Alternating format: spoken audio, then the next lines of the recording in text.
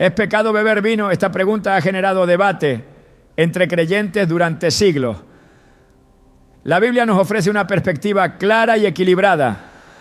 En Efesios 5:18 se nos advierte: no se embriaguen con vino, en lo cual hay disolución, más bien sean llenos del Espíritu. Aquí el problema no es el vino en sí, sino el abuso que puede llevar a la pérdida de control y alejarnos de Dios. Jesús mismo convirtió el agua en vino en las bodas de Caná, Juan 2:1-11, mostrando que su consumo moderado no es condenado. Sin embargo, ¿qué principios bíblicos deberían guiarnos en este tema? Hoy exploraremos lo que realmente enseña la palabra de Dios sobre el vino y su impacto en nuestra vida espiritual. ¿Es un simple placer permitido o un peligro latente? Quédate con nosotros para descubrir la verdad bíblica sobre este tema crucial. Desde los tiempos más antiguos, el vino ha sido una presencia constante en la historia de la humanidad. En la Biblia se menciona en contextos de alegría y celebración, pero también como una trampa que ha llevado a muchos a la ruina. Es un tema que ha dividido a creyentes a lo largo de los siglos. Algunos lo ven como un regalo de Dios, mientras que otros lo consideran un peligro del que hay que alejarse por completo. Pero la pregunta persiste, ¿lo ve? ¿Es pecado beber vino? ¿Es una bendición o una amenaza? La palabra de Dios nos da respuestas claras y profundas. Desde Génesis hasta Apocalipsis, el vino aparece como símbolo de gozo, pacto y comunión, pero también como un factor de destrucción cuando es mal utilizado. En Salmos 104:15 se nos dice que Dios creó el vino para alegrar el corazón del hombre, mostrando que su propósito original no era negativo. Sin embargo, en Proverbios 20:1 también se nos advierte: el vino es escarnecedor, la bebida fuerte alborotadora, y cualquiera que por ello yerra no es sabio. Aquí surge una paradoja. ¿Cómo puede algo creado por Dios tener tanto potencial de bien como de mal? Para entenderlo, debemos remontarnos a los primeros relatos bíblicos donde el vino juega un papel clave. Noé, el hombre que halló gracia ante Dios y sobrevivió al diluvio, fue el primer agricultor en plantar una viña. Pero su historia nos deja una lección difícil. En Génesis 9:20-21 se nos dice que Noé comenzó a labrar la tierra y plantó una viña. Y bebió del vino y se embriagó y estaba descubierto en medio de su tienda. Este episodio marcó un punto de inflexión, porque la embriaguez de Noé trajo vergüenza sobre su familia y tuvo consecuencias que impactaron a generaciones. No fue el vino en sí lo que causó el problema, sino la falta de control sobre su consumo. A lo largo del Antiguo Testamento vemos otros casos donde el vino se convierte en una herramienta de perdición. En Proverbios 23:29-35 se describe el efecto de la embriaguez con palabras inquietantes. ¿Para quién será el ay? ¿Para quién el dolor? ¿Para quién las rencillas? ¿Para quién las quejas? ¿Para quién las heridas sin causa? ¿Para quién los ojos amoratados? Para los que se detienen mucho en el vino, para los que van buscando la mistura. Este pasaje no solo nos muestra la decadencia física y emocional del que se entrega al vino sin moderación, sino que nos deja una advertencia clave. El alcohol puede transformar la vida de una persona en un abismo de dolor y miseria. El Nuevo Testamento nos ofrece una perspectiva más amplia sobre el tema. Jesús mismo participó en celebraciones donde el vino era parte esencial. Su primer milagro registrado fue la conversión del agua en vino en las bodas de Caná. Juan 2:1 a 11. Este evento ha sido utilizado por muchos para argumentar que beber vino es completamente aceptable para los cristianos. Sin embargo, hay detalles que debemos considerar, pues. Jesús no convirtió el agua en cualquier vino, sino en un vino de calidad superior. Esto sugiere que su propósito no era simplemente proveer alcohol, sino mostrar una transformación espiritual más profunda. Es importante notar que aunque Jesús no prohibió el vino, sí estableció principios de sobriedad y dominio propio en sus enseñanzas. En Lucas 21:34 advirtió: mirad también por vosotros mismos, que vuestros corazones no se carguen de glotonería y embriaguez y de los afanes de esta vida, y venga de repente sobre vosotros aquel día. Este pasaje nos recuerda que el problema no es solo el vino, sino el abuso del mismo y su potencial para alejarnos de Dios. Uno de los aspectos más preocupantes del consumo del vino es su capacidad para alterar la mente y el juicio. En la Biblia, muchas tragedias surgieron a raíz de la embriaguez.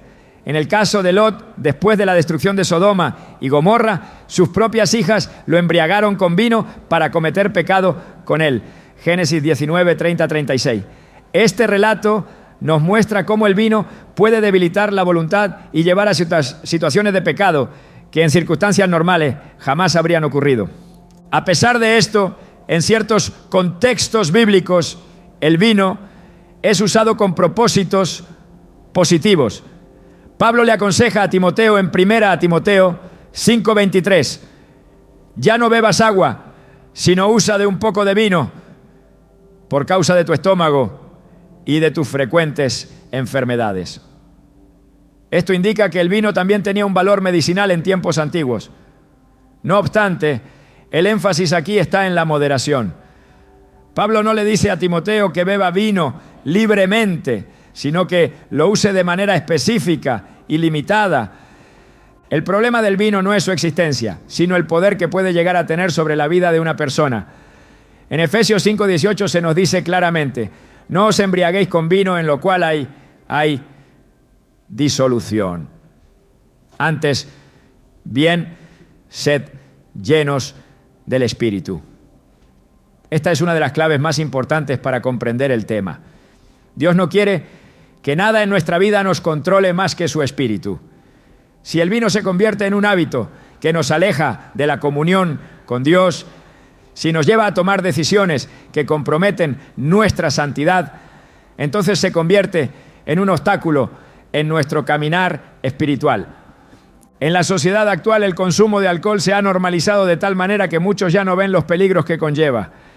Sin embargo, incluso el mundo secular reconoce que el abuso del alcohol es un problema grave. Familias destruidas, accidentes fatales, violencia y enfermedades son solo algunas de las consecuencias de un consumo descontrolado. Si esto es evidente desde una perspectiva científica y social, cuánto más desde una perspectiva espiritual. La verdadera pregunta que todo cristiano debe hacerse no es simplemente si es pecado beber vino, sino qué impacto tiene en su vida y en su relación con Dios. 1 Corintios 10:23 nos dice: todo me es lícito, pero no todo conviene. Todo me es lícito, pero no todo edifica. Aquí encontramos la clave para tomar decisiones sabias. Aunque algo no sea categóricamente pecado, si no edifica, si no nos acerca más a Dios, si puede convertirse en una puerta abierta al enemigo, entonces debemos reconsiderarlo seriamente. A lo largo de la historia, muchos han caído por el engaño de pensar que tienen control sobre el vino solo para darse cuenta demasiado tarde de que el vino tenía control sobre ellos. Es un tema que no puede tomarse a la ligera. Si el propio Jesús nos advirtió sobre la embriaguez, si Pablo estableció límites claros para los creyentes, si la Biblia nos muestra una y otra vez las consecuencias de perder el dominio propio, entonces es una señal de que debemos caminar con cautela. La conclusión es que el vino, como tantas otras cosas en la vida, requiere sabiduría y discernimiento. La Biblia no prohíbe su consumo de manera absoluta, pero sí nos llama a la prudencia. En última instancia, la decisión de beber vino debe pasar por un filtro espiritual. ¿Me aleja de Dios o me mantiene firme en su voluntad? Si hay dudas, si hay riesgo de tropiezo, si hay una lucha interna, entonces la respuesta es clara. A lo largo de este estudio iremos desglosando cada uno de los aspectos cruciales sobre este tema. Veremos lo que realmente significó el milagro del vino en Caná, analizaremos el verdadero peligro de la embriaguez y exploraremos cómo nuestro testimonio como cristianos puede verse afectado por nuestras decisiones. La Biblia tiene mucho que decir al respecto y cada respuesta nos llevará a una verdad más grande. Dios nos llama a la libertad, no a la esclavitud de ningún hábito. El primer milagro registrado en la vida de Jesús ha sido motivo de debate durante siglos.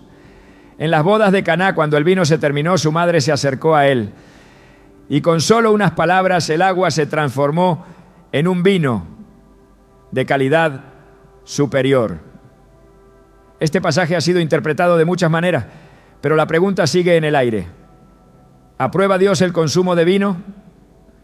La Escritura no deja cabos sueltos y cuando se analiza a la luz del contexto, el propósito de este milagro revela algo mucho más profundo que una simple bebida en una celebración. En Juan 2, 6 a 10 se describe cómo Jesús ordenó llenar 6 tinajas de piedra con agua y al presentarlas al maestresala, este reconoció que el vino que se había servido ahora era de una calidad excepcional. Esto es significativo porque en la cultura judía el vino no solo se usaba para celebraciones, sino que tenía un significado espiritual dentro de los pactos y las bendiciones de Dios.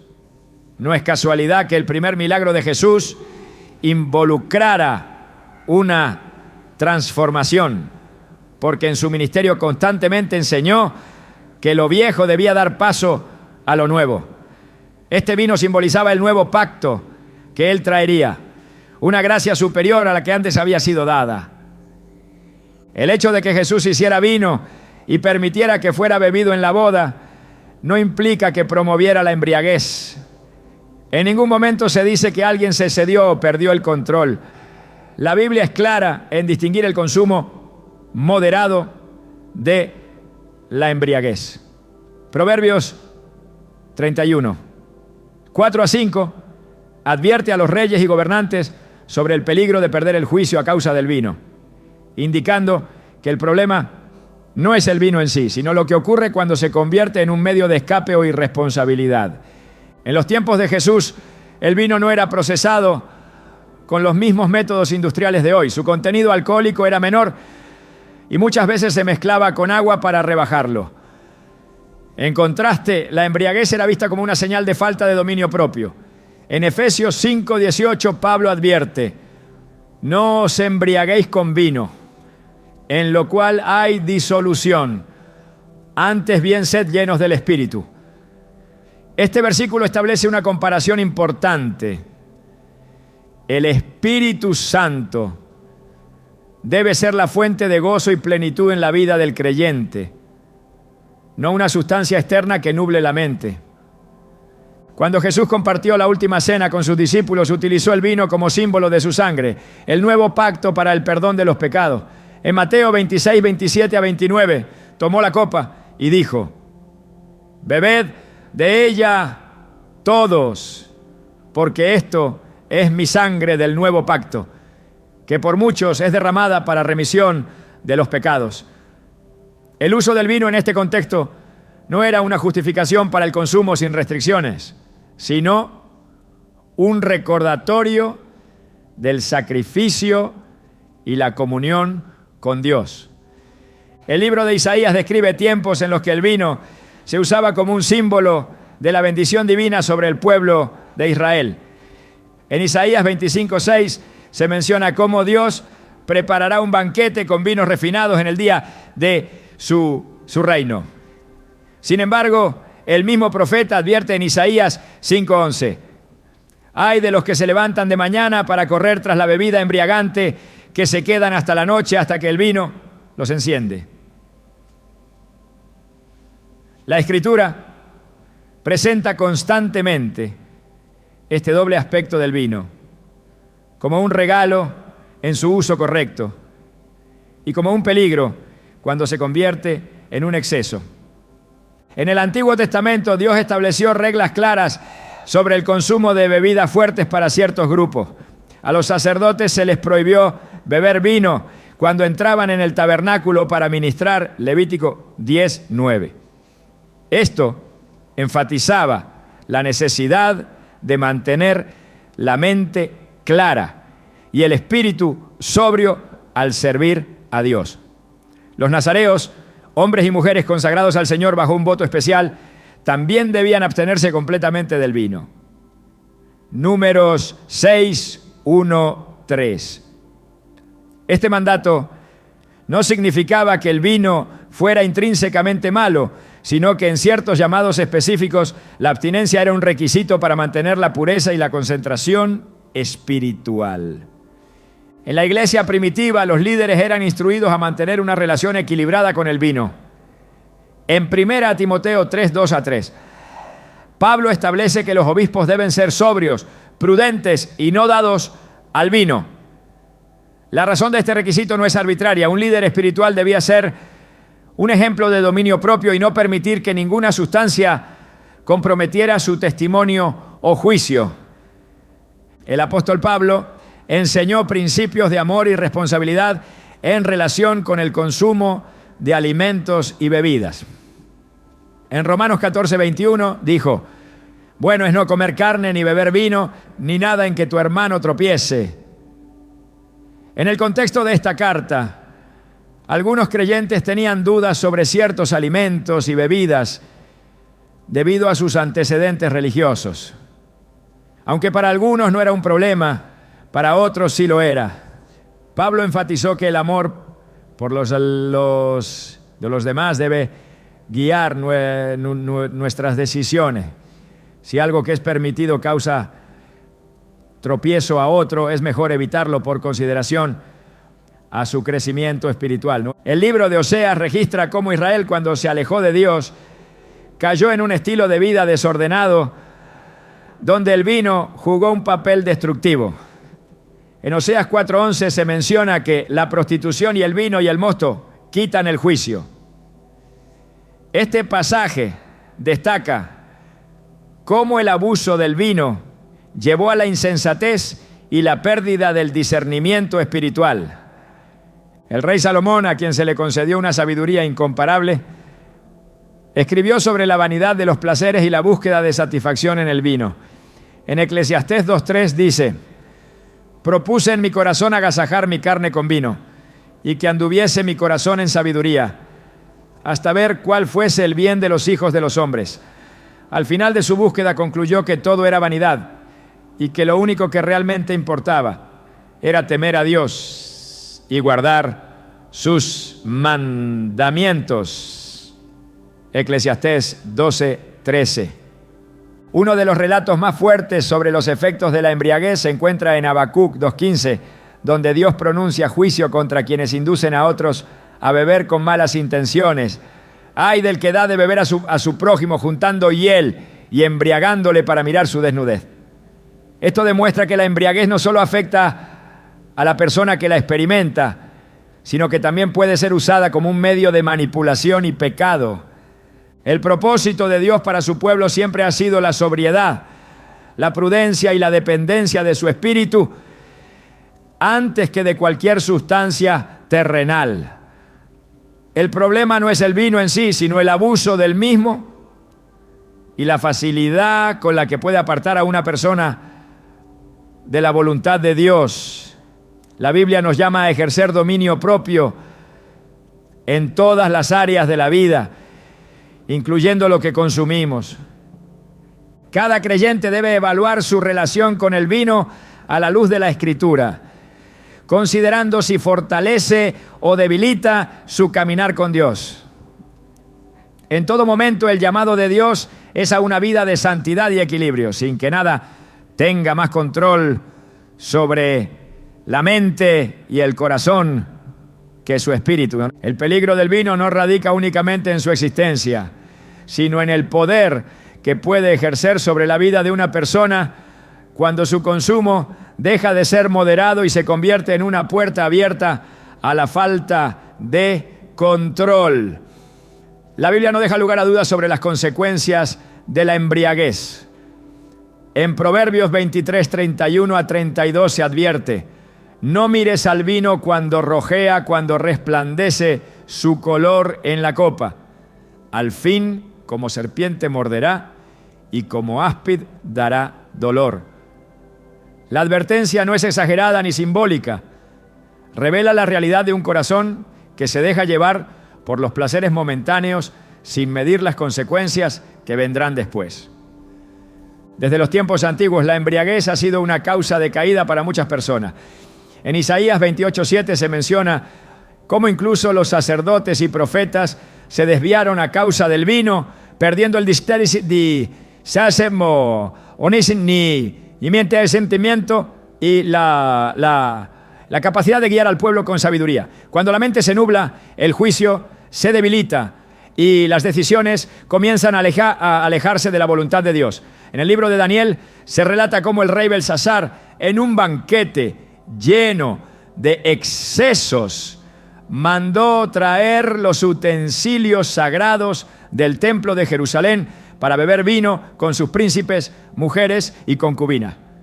Su desprecio por lo santo fue tan grande que esa misma noche su reino fue arrebatado de sus manos y entregado a los medos y persas. El peligro del vino se encuentra en lo que puede provocar cuando la moderación se pierde. La embriaguez ha sido la causa de innumerables tragedias a lo largo de la historia. En la parábola del hijo pródigo, el joven que pidió su herencia antes de tiempo se alejó a una tierra lejana y malgastó todo en una vida desenfrenada. No fue hasta que se vio en la miseria, alimentando cerdos y anhelando la comida que ellos comían, que entendió el precio de sus decisiones. Lucas 15, 17 describe el momento clave en su historia con una frase que lo cambia todo. Y volviendo en sí, estas palabras revelan que su mente había estado nublada, que había estado cegado por una vida de placeres efímeros, sin darse cuenta de que lo estaban alejando del verdadero propósito de su vida. El apóstol Pablo, al instruir a la iglesia, fue claro al respecto. En 1 Corintios 6:10 incluyó a los borrachos entre aquellos que no heredarán el reino de Dios, dejando en evidencia que la embriaguez no es un asunto menor. En Gálatas 5, 19 a 21 la ubica junto a las obras de la carne, contrastándola con el fruto del Espíritu. La vida del creyente debe reflejar dominio propio, templanza y sobriedad, principios que son opuestos a la falta de control que el alcohol puede generar. En múltiples ocasiones la Biblia muestra cómo el exceso de vino está vinculado con la pérdida de la conciencia espiritual. En Oseas 4:11, Dios confronta a Israel diciendo: la prostitución, el vino y el mosto quitan el juicio. La palabra utilizada aquí no solo se refiere a la embriaguez física, sino a una ceguera espiritual que impide discernir la voluntad de Dios. No es casualidad que en los momentos más críticos de la historia del pueblo de Israel, la idolatría y la embriaguez fueran mencionadas juntas. Cada vez que una nación o una persona se entregó al vino sin límites, terminó apartándose de los caminos de Dios. En el Nuevo Testamento, Pedro hace un llamado a la sobriedad como un principio fundamental de la vida cristiana. En el 1 Pedro 5:8 advierte: sed sobrios y velad, porque vuestro adversario el diablo, como león rugiente, anda alrededor buscando a quien devorar. La sobriedad no se limita a evitar la embriaguez, sino que es una actitud de vida. Es la disposición de estar alerta, de no permitir que nada debilite la relación con Dios, ni nuble la capacidad de tomar decisiones correctas. Las consecuencias de la embriaguez son claras en la vida de quienes la han permitido en su camino. En Nahum 1:10, la ira de Dios se describe contra aquellos que se enredan como espinos y como borrachos en su embriaguez. La imagen es contundente. El borracho no solo está confundido, sino atrapado en una red de la que no puede salir fácilmente. La embriaguez no solo afecta a quien la experimenta, sino que también impacta a quienes lo rodean. En el libro de Habacuc, Dios pronuncia juicio contra aquellos que inducen a otros a beber con intenciones perversas. Habacuc 2:15 dice: ay del que da de beber a su prójimo, que le acerca su hiel y le embriaga para mirar su desnudez. La referencia aquí va más allá del simple acto de beber. Habla de la manipulación, de cómo la embriaguez puede ser un medio para llevar a otros al pecado. El vino ha sido utilizado como un recurso para nublar la mente y debilitar la voluntad. En Esther 1:10-11, el rey Asuero, después de estar embriagado con vino, tomó la decisión de mandar a llamar a la reina Vastí para exhibir su belleza ante sus invitados. Fue su embriaguez la que lo llevó a actuar de manera insensata sin considerar las consecuencias de sus acciones. La Biblia constantemente llama a la prudencia en cuanto al vino. En Proverbios 31, 4-5, se advierte que no es propio de los reyes beber vino, ni de los príncipes desear la sidra, para que no olviden la ley y perviertan el derecho de los afligidos. El liderazgo y la embriaguez son incompatibles, porque quien gobierna debe tener claridad de juicio y discernimiento para tomar decisiones justas. El dominio propio es uno de los frutos del Espíritu y está diseñado para que el creyente viva en control de sus acciones y pensamientos. En 2 Timoteo 1:7 se nos recuerda que Dios no nos ha dado un espíritu de cobardía, sino de poder, de amor y de dominio propio. La embriaguez es la antítesis de este principio. Si el dominio propio es una señal de la presencia de Dios en la vida de alguien, la falta de control es una señal de que algo más ha tomado el lugar que solo Él debe ocupar. A lo largo de la historia bíblica, los momentos de mayor desvío espiritual estuvieron marcados por el abuso del vino. Cuando Israel se apartó de Dios y cayó en la idolatría, la embriaguez estuvo presente como parte del deterioro moral y espiritual. Isaías 5:22 pronuncia un juicio claro. Ay de los que son valientes para beber vino y hombres fuertes para mezclar bebida. La cultura que glorifica la capacidad de beber sin medida es la misma que lleva a la destrucción. El contraste entre la embriaguez y la llenura del Espíritu Santo es evidente en toda la Escritura. Mientras que el vino adormece los sentidos, la presencia de Dios los despierta. Mientras que el exceso de alcohol puede llevar a la insensatez, la comunión con Dios trae sabiduría. En cada caso, la Biblia deja en claro que el problema no está en la existencia del vino, sino en el poder que se le da sobre la vida. El llamado de la palabra es a la sobriedad, a la prudencia y al dominio propio. A lo largo de la Escritura, Dios ha mostrado que su voluntad es que su pueblo camine en santidad y en una relación con Él, libre de cualquier atadura. La embriaguez no es solo un problema de salud o de moralidad, es una condición que puede nublar la comunión con Dios y alejar a una persona de su propósito. El vino puede ser una bendición en su uso correcto, pero cuando se convierte en un medio de escape o en un hábito incontrolable, se transforma en un obstáculo para una vida plena en la presencia de Dios. El testimonio de un creyente no solo se expresa en palabras, sino en cada decisión que toma. La vida cristiana no es un conjunto de reglas vacías, sino un reflejo de la relación con Dios. Todo lo que una persona hace comunica un mensaje, y lo que permite en su vida revela quién gobierna su corazón. La Escritura deja en claro que la conducta del creyente debe ser intachable, no solo delante de Dios, sino también ante los demás. En 1 Corintios 10:31 se nos instruye con precisión: si pues coméis o bebéis o hacéis otra cosa, hacedlo todo para la gloria de Dios. Esta declaración no deja espacio para las medias tintas. Cada acción, cada decisión, incluso las que parecen triviales, deben estar alineadas con un propósito superior.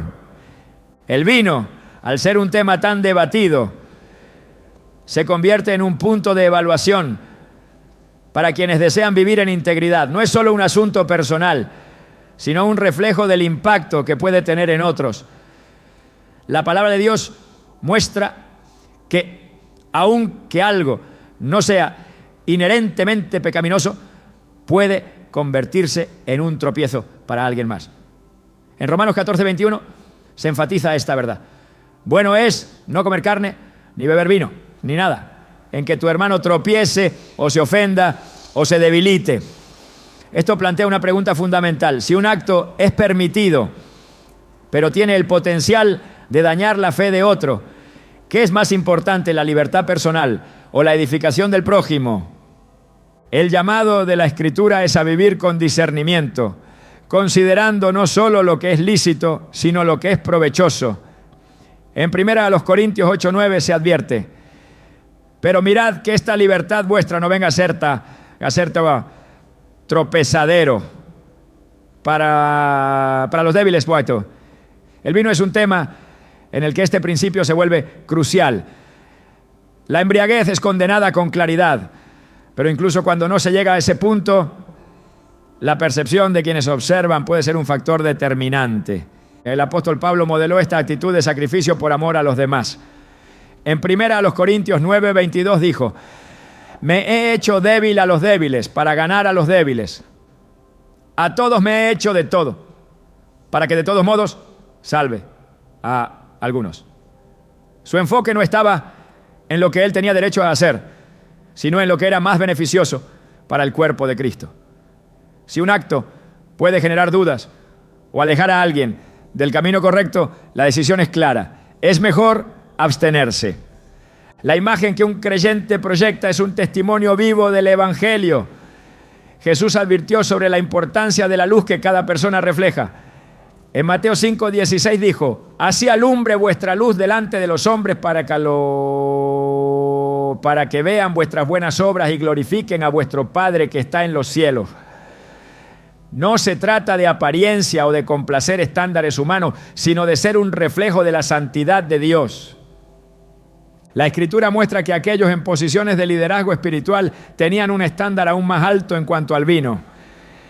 En 1 Timoteo 3:2-3 se establece que un obispo debe ser sobrio, prudente, decoroso, hospedador, apto para enseñar, no dado al vino. No es una cuestión de legalismo, sino de responsabilidad. Quienes guían a otros en la fe deben ser ejemplos de dominio propio, mostrando que nada tiene poder sobre ellos fuera de la voluntad de Dios. El contraste entre la llenura del Espíritu Santo y la influencia del vino se presenta de manera directa en Efesios 5:18. No os embriaguéis con vino, en lo cual hay disolución, antes bien sed llenos del Espíritu.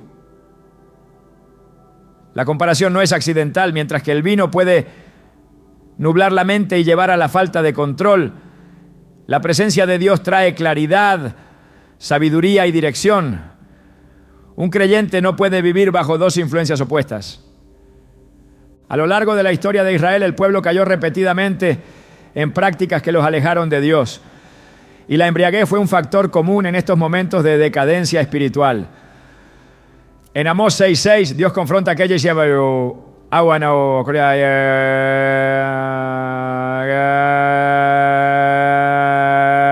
beben vino en tazones y se ungen con los ungüentos más preciosos y no se afligen por la ruina de José. La indiferencia y el exceso estaban ligados a una falta de sensibilidad espiritual. El dominio propio es una marca distintiva de aquellos que viven bajo el gobierno de Dios. En Gálatas 5, 22, 23 se menciona como parte del fruto del Espíritu Santo. No es un asunto de restricciones externas, sino de una transformación interna que permite a la persona vivir en libertad sin ser esclava de ningún hábito o sustancia. El creyente es llamado a ser un ejemplo en todo aspecto de su vida. En el 1 Pedro 2:12 se instruye: manteniendo buena vuestra manera de vivir entre los gentiles, para que en lo que murmuran de vosotros como de malhechores, glorifiquen a Dios en el día de la visitación al considerar vuestras buenas obras. Cada decisión comunica un mensaje. Cuando el mundo observa, lo que ve debe ser un reflejo de la naturaleza de Dios. El estándar de Dios no cambia con las tendencias de la sociedad. La cultura puede normalizar lo que antes era impensable, pero la verdad permanece. En Romanos 12:12 ordena: no os conforméis a este siglo, sino transformaos por medio de la renovación de vuestro entendimiento, para que comprobéis cuál sea la buena voluntad de Dios, agradable y perfecta. Cada aspecto de la vida debe pasar por este filtro. El creyente no solo es responsable de su caminar personal, sino de cómo influye en otros. Jesús dejó claro que causar tropiezo a un hermano es un asunto serio. En Mateo 18:6 declaró: y cualquiera que haga tropezar a uno de estos pequeños que creen en mí, mejor le fuera que se le colgase al cuello una piedra de molino de asno y que se le hundiese en lo profundo del mar. El testimonio no es opcional, es un llamado a vivir con responsabilidad y conciencia del impacto que cada acción puede tener en la fe de los demás. La obediencia a Dios no se basa en lo que es permitido, sino en lo que edifica. En Filipenses 1:10 se insta a los creyentes a aprobar lo mejor para que seáis sinceros e irreprensibles para el día de Cristo. Este principio a veces es una guía clara para evaluar cada decisión. La pregunta no es si algo es prohibido, sino si es lo mejor, lo más elevado, lo que glorifica a Dios sin ninguna sombra de duda. El llamado a la santidad no es una carga, sino un privilegio. En 2 Corintios 7, uno se exhorta a los creyentes a limpiarnos de toda contaminación de carne y de espíritu, perfeccionando la santidad en el temor de Dios. No se trata de cumplir reglas, sino de reflejar el carácter de Dios en cada aspecto de la vida. El vino puede ser visto como un simple elemento cultural, pero en la vida del creyente es un punto de decisión que revela prioridades. La Escritura enseña que la verdadera satisfacción no se encuentra en lo terrenal, sino en la comunión con Dios. En el Salmo 16:11 se declara: en tu presencia hay plenitud de gozo, delicias a tu diestra para siempre. No hay nada en este mundo que pueda ofrecer una satisfacción mayor que la presencia de Dios. Cada creyente tiene el desafío de evaluar su vida a la luz de la palabra. En 2 Timoteo 2:21 se dice: así que si alguno se limpia de estas cosas, será instrumento para honra, santificado, útil al Señor y dispuesto para toda buena obra. No es una cuestión de restricciones, sino de propósito. La pregunta no es cuánto se puede hacer sin caer en pecado, sino cuánto se está dispuesto a sacrificar para vivir en la plenitud de la voluntad de Dios. El testimonio es más que palabras. Es una vida vivida en coherencia con la fe que se profesa. El mundo observa y la responsabilidad es clara. La meta no es ver qué tan cerca se puede estar del límite sin cruzarlo, sino qué tan cerca se puede caminar de Dios sin distracciones. La decisión no se trata solo del vino, sino del deseo de vivir con una entrega total a aquel que llamó a su pueblo a ser luz en medio de las tinieblas. El dominio propio es una de las marcas más claras de una vida gobernada por Dios.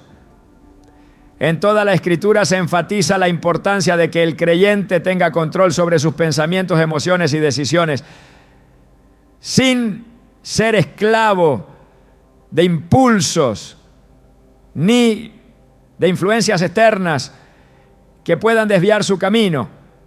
En 1 Corintios 6:12 se establece un principio fundamental. Todas las cosas me son lícitas, mas no todas convienen. Todas las cosas me son lícitas, mas yo no me dejaré dominar por ninguna. Este versículo no deja lugar a dudas sobre el estándar que debe regir cada aspecto de la vida cristiana. Aunque algo pueda ser permitido, si tiene el potencial de convertirse en una atadura o de ejercer dominio sobre la voluntad, entonces debe ser cuestionado. La advertencia contra la falta de control no es un tema menor. En Tito 2:11-12 se explica que la gracia de Dios nos enseña a vivir sobria, justa y piadosamente en este siglo presente. La sobriedad no se refiere únicamente a evitar la embriaguez, sino a una actitud de vida en la que cada decisión es tomada con conciencia y responsabilidad. No se trata solo de evitar lo prohibido, sino de elegir lo que edifica y fortalece la relación con Dios. En la Biblia el vino aparece tanto como un elemento de celebración como un símbolo de advertencia. La diferencia entre ambos usos no está en la sustancia en sí, sino en la manera en que se relaciona con ella. En Proverbios 25-28 se compara a la persona sin dominio propio con una ciudad derribada y sin muros. La imagen es clara, sin control. Cualquier influencia externa puede entrar y destruir lo que se había edificado. El llamado a la prudencia es constante en la Escritura. En el 1 Pedro 1:13 se instruye: ceñid los lomos de vuestro entendimiento, sed sobrios y esperad por completo en la gracia que se os traerá cuando Jesucristo sea manifestado. La sobriedad no es una opción, sino una necesidad para quien espera la venida del Señor. Un creyente que vive con dominio propio no se deja arrastrar por las emociones, las presiones externas, ni las tendencias de la cultura, sino que se mantiene firme en la verdad de la palabra. En la carta a los Gálatas, Pablo describe la lucha entre la carne y el espíritu. En Gálatas 5:16 se da una instrucción clave. Digo, pues andad en el espíritu y no satisfagáis los deseos de la carne. La carne busca lo fácil, lo inmediato, lo que ofrece placer sin considerar las consecuencias. El espíritu, en cambio, guía a la prudencia y la santidad. La embriaguez como obra de la carne es mencionada junto con la idolatría, las enemistades y otras prácticas que alejan a la persona de Dios. El contraste entre vivir bajo la influencia del vino y vivir bajo la influencia del Espíritu Santo es evidente en Efesios 5:18. No os embriaguéis con vino, en lo cual hay disolución, antes bien sed llenos del Espíritu. La embriaguez lleva al desorden, a la confusión y a la pérdida de control. La llenura del Espíritu, en cambio, trae claridad, dirección y paz.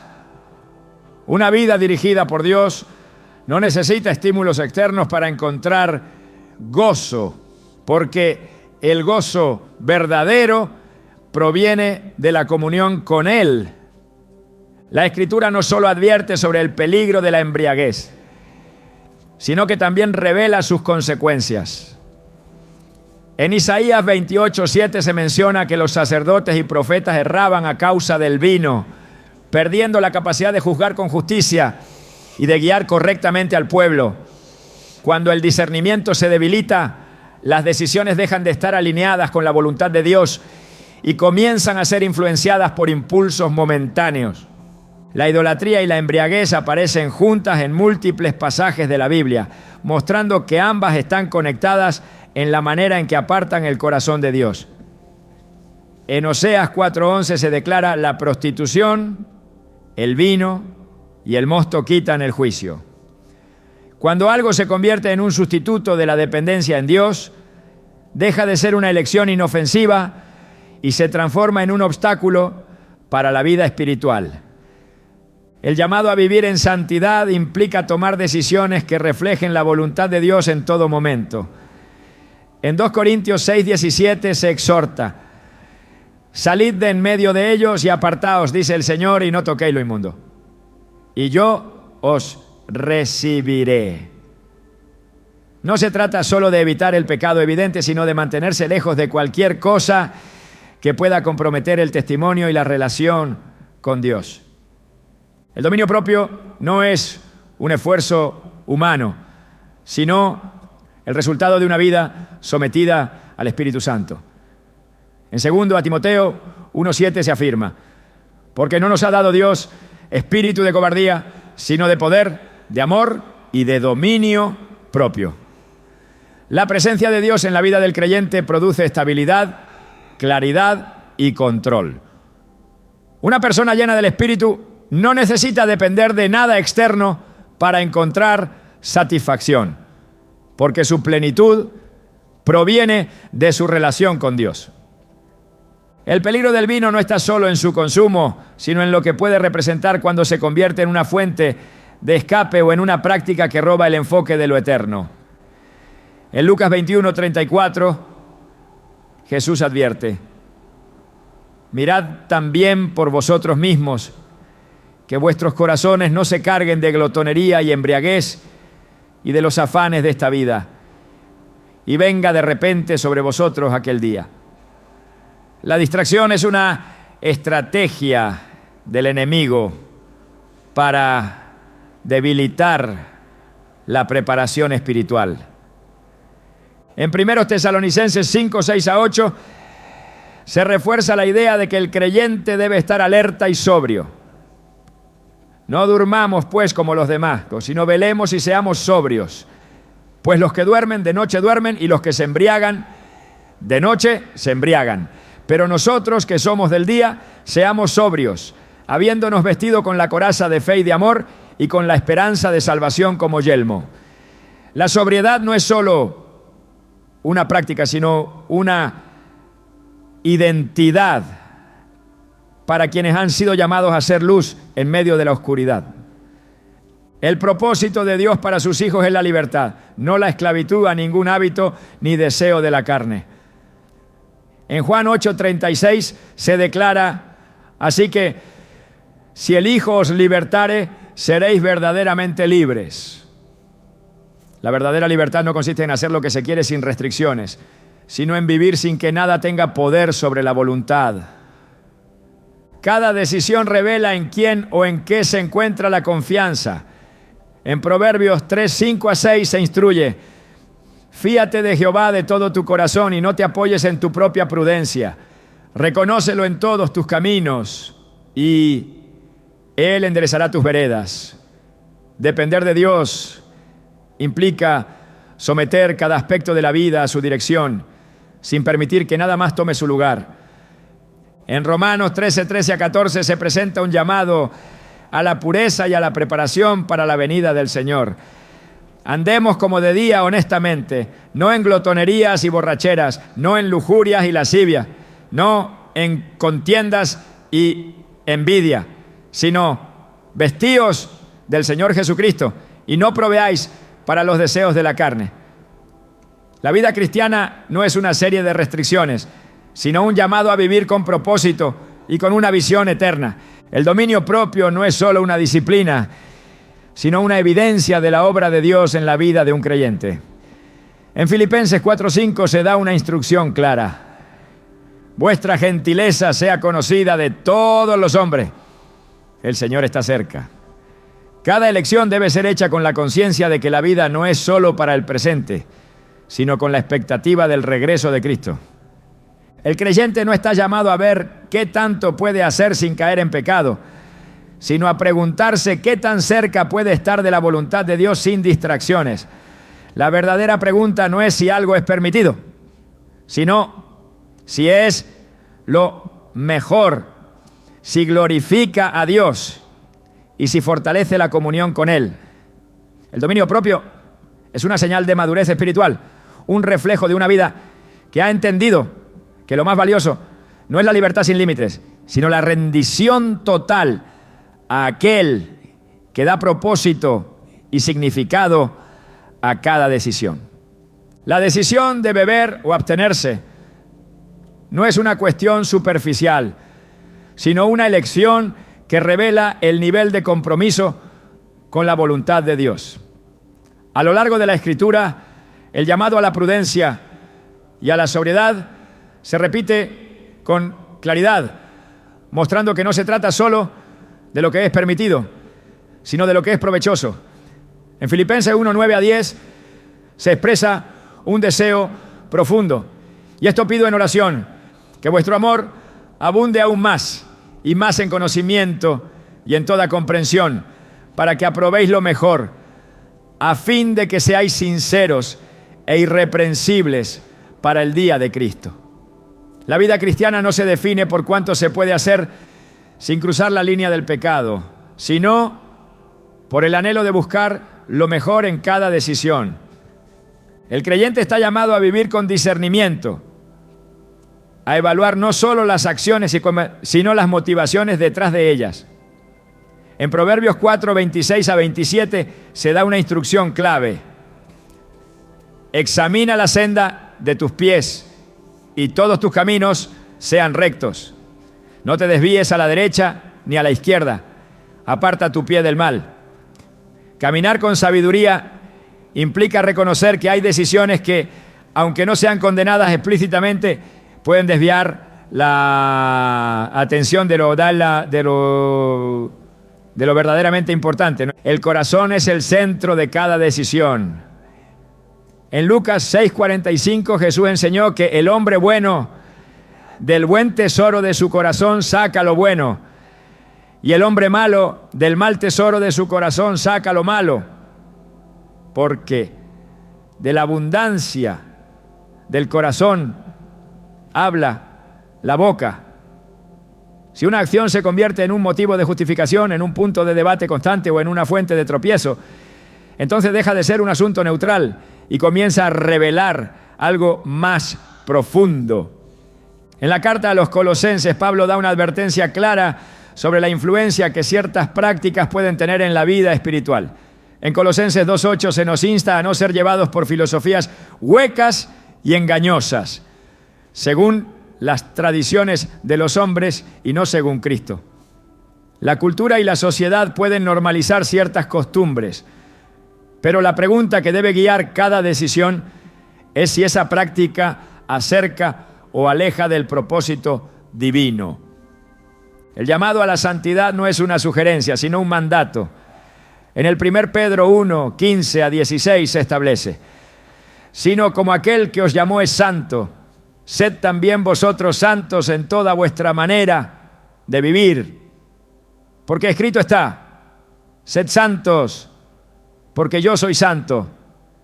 La santidad no se trata solo de evitar lo malo, sino de consagrarse completamente a Dios. Cada elección debe ser filtrada a través de esta verdad. El estándar de Dios no cambia con el tiempo ni con las opiniones humanas. En Hebreos 13:8 se declara: Jesucristo es el mismo ayer y hoy y por los siglos. Si la palabra advierte sobre los peligros de la embriaguez y llama a la sobriedad, no es un principio que pueda ajustarse según la conveniencia personal.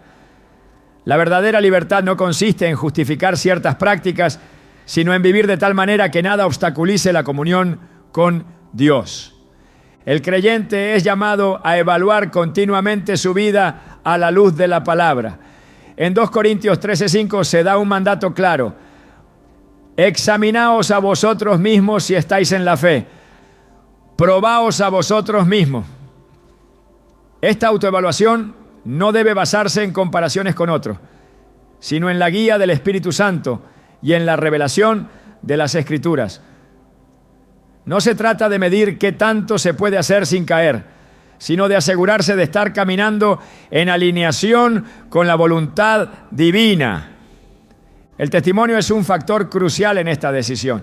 En Mateo 5:14-16 Jesús enseñó que sus seguidores son la luz del mundo, llamados a brillar de tal manera que glorifiquen al Padre Celestial.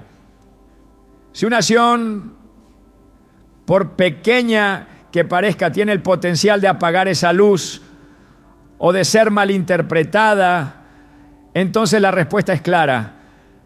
No se trata de vivir bajo el juicio de los demás, sino de ser conscientes del impacto que cada decisión puede tener en quienes observan. En 1 Corintios 8:13, Pablo expresó su determinación de evitar cualquier cosa que pudiera ser un tropiezo para otro creyente, por lo cual, si la comida le es a mi hermano ocasión de caer, no comeré carne jamás, para no poner tropiezo a mi hermano. Su enfoque no estaba en defender su libertad, sino en edificar la fe de quienes lo rodeaban. La misma actitud debe guiar cada elección. La influencia de lo externo en la vida espiritual es un tema recurrente en la Biblia. En el 1 Juan 2:15-16 se advierte contra el amor por el mundo y sus deseos, porque estos no provienen del Padre. La embriaguez, el desenfreno y la falta de dominio propio son promovidos como parte de una cultura que valora el placer inmediato sobre la disciplina espiritual. El creyente debe ser intencional en proteger su corazón de aquello que pueda debilitar su relación con Dios. La dependencia de cualquier sustancia o hábito es un síntoma de una necesidad más profunda.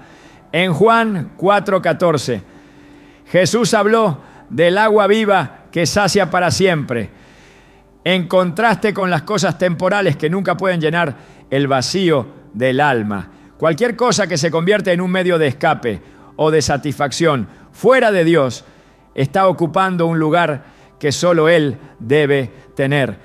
En 1 Corintios 9:25-27, Pablo usa el ejemplo de un atleta que disciplina su cuerpo para alcanzar la meta. La vida cristiana requiere esa misma determinación. No se trata solo de evitar el pecado, sino de vivir con un propósito claro, renunciando a todo lo que pueda impedir el avance hacia la madurez espiritual. El llamado a la sobriedad está conectado con la preparación para la venida de Cristo.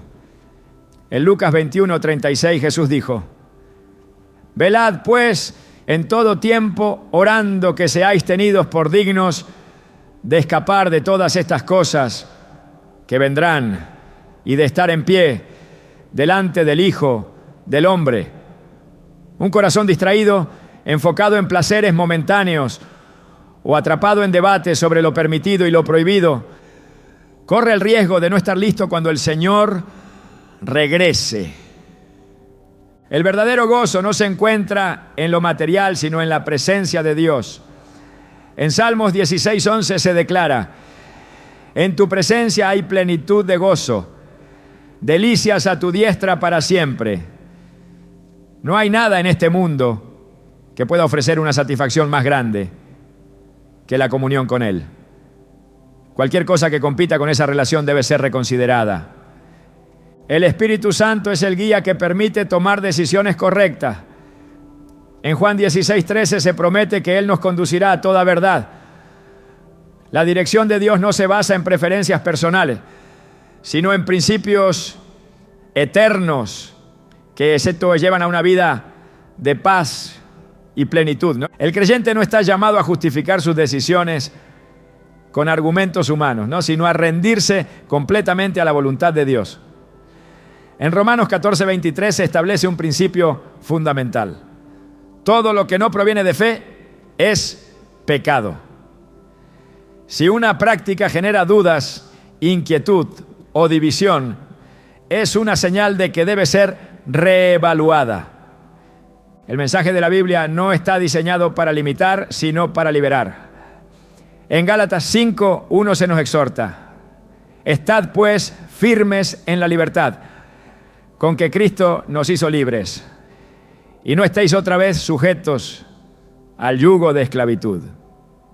La verdadera libertad no consiste en hacer lo que se quiere sin restricciones, sino en vivir de tal manera que nada tenga poder sobre la vida, excepto la voluntad de Dios. En cada decisión la pregunta clave no es si algo es pecado, sino si glorifica a Dios. En 1 Corintios 10:31 se resume este principio. Si pues coméis o bebéis o hacéis otra cosa, hacedlo todo para la gloria de Dios. Nada en la vida del creyente debe quedar fuera de este estándar. La verdadera sabiduría consiste en elegir lo que edifica, lo que fortalece el testimonio y lo que mantiene el corazón alineado con la voluntad de Dios. El mayor desafío no es determinar qué es permitido, sino decidir qué es lo mejor.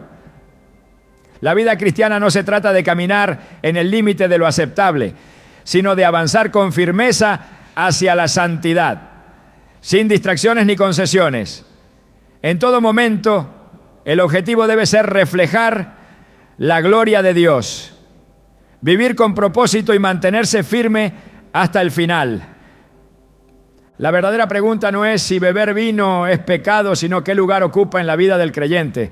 A lo largo de la historia, la humanidad ha intentado justificar muchas de sus elecciones con argumentos basados en la cultura, la tradición o con la interpretación personal, pero la Escritura siempre dirige el corazón hacia un principio superior. Todo debe someterse a la voluntad de Dios. El vino no es una excepción, no es una cuestión de reglas, sino de discernimiento, de prioridades y de propósito.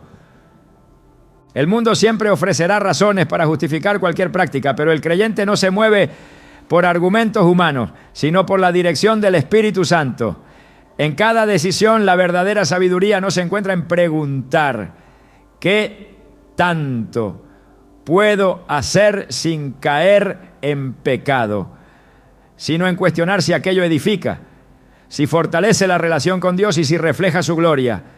No es una cuestión de restricciones externas, sino de una vida que ha entendido que todo lo que no contribuye a la santidad es una distracción del propósito eterno. Jesús llamó a sus seguidores a ser luz en un mundo en tiniebla. No a imitar las costumbres de la sociedad, sino a ser diferentes, a marcar la diferencia. La pregunta no es si algo es permitido, sino si es útil para la misión que Dios ha dado.